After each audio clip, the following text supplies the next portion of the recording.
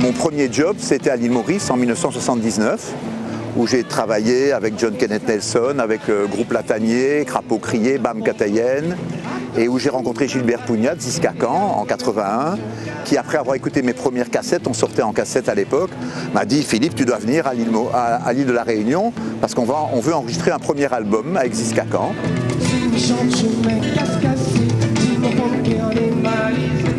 Et c'est comme ça qu'un jour j'ai débarqué à Gilo avec mon épouse qui tenait la valise avec les micros et moi le gros magnétophone à bande. Et on s'est mis dans l'église du port et en 2 nuits on a enregistré le premier album de Ziskakan en live. C'était fait déjà en cachette comme on dit, donc on n'était pas censé enregistrer un album avec Ziskakan parce qu'à l'époque en 80, Ziskakan n'était pas très recommandable on va dire. Donc on a fait ça assez discrètement.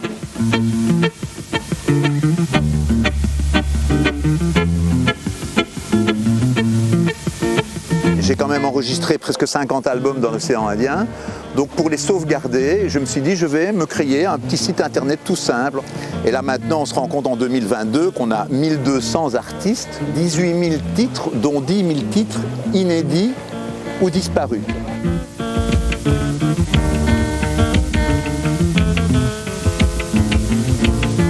Les enregistrements du style Mo content, toi t'es content, moi Noël dans ces gars, moi chéri gâté, je t'aime, ça il n'y a pas sur Phil Maurice. J'essaye de garder une certaine philosophie où les gens qui sont sur le site, c'est des gens qui ont des choses à dire. Ce site maintenant est devenu tellement gros que j'ai beaucoup de difficultés à m'en occuper tout seul.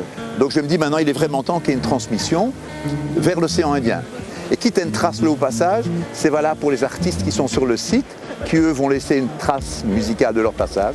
Et c'est aussi une façon pour moi de laisser une trace de mon passage dans l'océan Indien comme ingénieur du son.